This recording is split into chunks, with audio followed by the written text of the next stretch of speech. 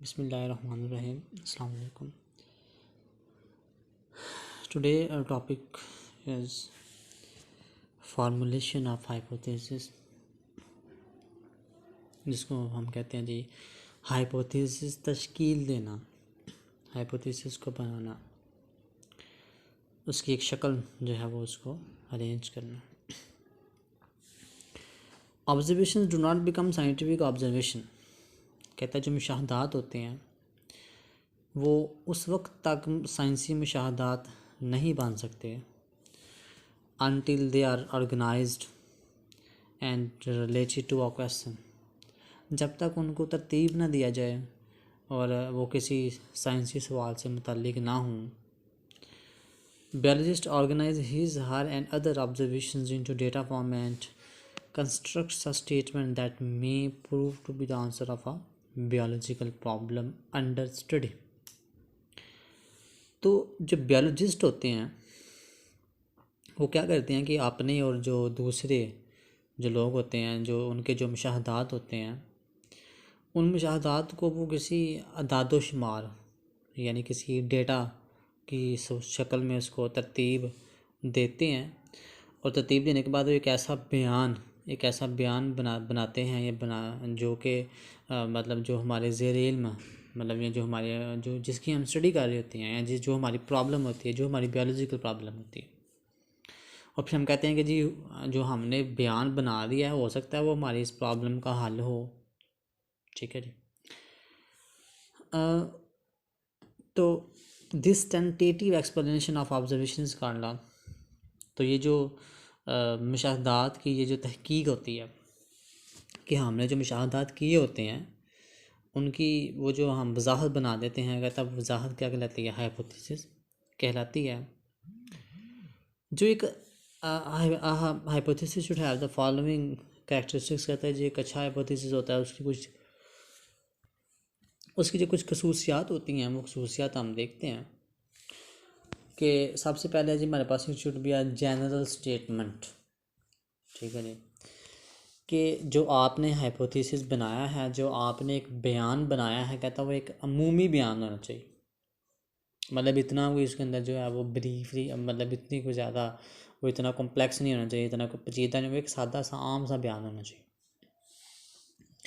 It should B tentative idea, कहता है ये एक तहकीक तलब ख्याल, मतलब तहकीक तलब ख्याल से मुराद ये होता है कि आपने बाकायदा रिसर्च की है उसके ऊपर, रिसर्च करने के बाद आप अपने नताइज सामने लेके आएँ तो फिर आप इसको रिप्रेजेंट करें।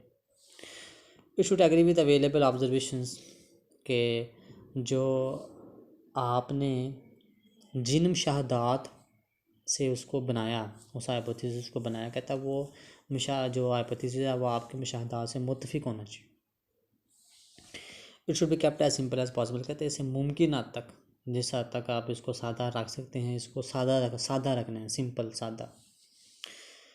It should B testable and potentially possible, कहता है ये इसको आप आजमा सकें, इसको ये मतलब जांचे जाने के, मतलब आप इसको जांच सकें, इस काबिल हो, और ये भी हो कि मतलब in other words it should be अवे to show the hypothesis part, मतलब अगर कोई बंदा इसको पर काम करे, मतलब अगर आपने कोई हाइपोथेसिस बनाया, आपने कोई स्टेटमेंट बनाई है, अगर आपने कोई बयान बनाया है, तो कोई दूसरा बंदा अगर उसके ऊपर रिसर्च करे या उसको गलत साबित करने की कोशिश करे तो उसको गलत साबित कर सके, वो इस तरह का हाइपोथेसिस होना चाहिए।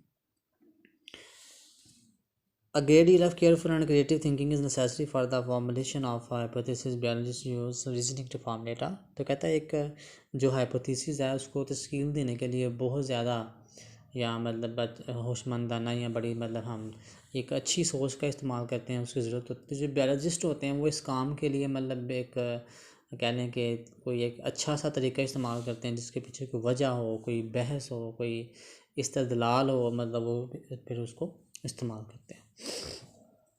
तो ये था जी हमारा हाइपोथेसिस, कि हाइपोथेसिस कैसे बनाते हैं, हाइपोथेसिस के अंदर खसूसियात क्या होती हैं, एक अच्छी हाइपोथेसिस की खसूसियात क्या होती हैं, उनको हमने देखा। नेक्स्ट है जी डिडक्शन। तो कहता है हमारा जो अगला मरहला है वो ये है कि जो बायोलॉजिस्ट होते हैं उन्होंने हाइपोथेसिस से डिडक्शन निकालनी होती है। ठीक है जी, मतलब हाइपोथेसिस बन गया। हाइपोथेसिस के बाद बायोलॉजिस्ट ने क्या करना है, उस हाइपोथेसिस से डिडक्शन बनाना है।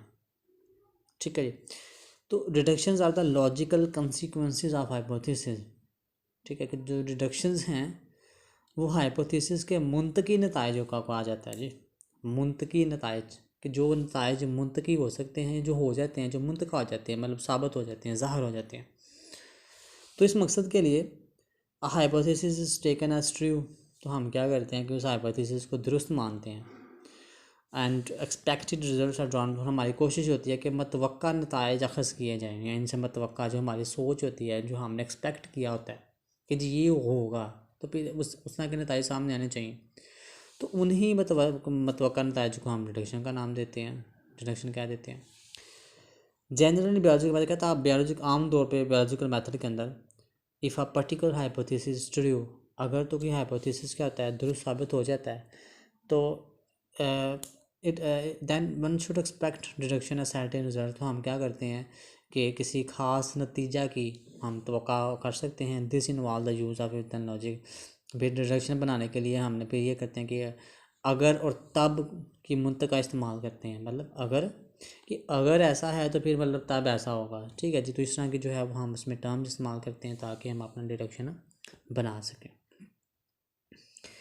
ठीक है जी, तो ये था जी डिडक्शन। डिडक्शन में हमने कुछ बातें की जी, कि जब हमारा हाइपोथेसिस बन जाता है, हाइपोथेसिस के बाद हमें डिडक्शन बनाना होता है। डिडक्शन क्या होती है बेसिकली, डिडक्शन जो होती है वो हाइपोथेसिस के मुंतकी नताइज को ही कहा जाता है। और इस मकसद के लिए हम क्या करते हैं कि हाइपोथेसिस को दुरुस्त मानते हैं और फिर उसे नताइज अखज़ करते हैं, फिर उसी नताइज को हम डिडक्शन का नाम दे देते हैं। और जो बायोलॉजिस्ट होते हैं वो बायोलॉजिकल मेथड के अंदर ज़्यादा तौर पर क्या करते हैं कि एक हाइपोथेसिस को दुरुस्त मान के किसी ख़ास नतीजे भी की तोक़ा कर लेते हैं, फिर उसके बाद फिर अगर और तब का इस्तेमाल करते हैं कि अगर ऐसा है तो फिर तब वैसा होगा। तो इसमें जो है वो यहाँ से जो है वो इसमें यहाँ तक हाइपोथेसिस की डेफिनेशन अगर आ जाती है, व्हाट इज़ हाइपोथेसिस।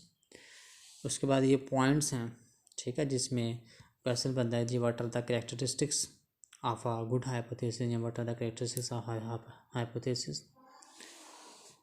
डिडक्शन की डेफिनेशन में यहाँ से यहाँ तक आपने इसको इंक्लूड करना है जी। ठीक है जी, इंशाल्लाह मिलते हैं नेक्स्ट टॉपिक में।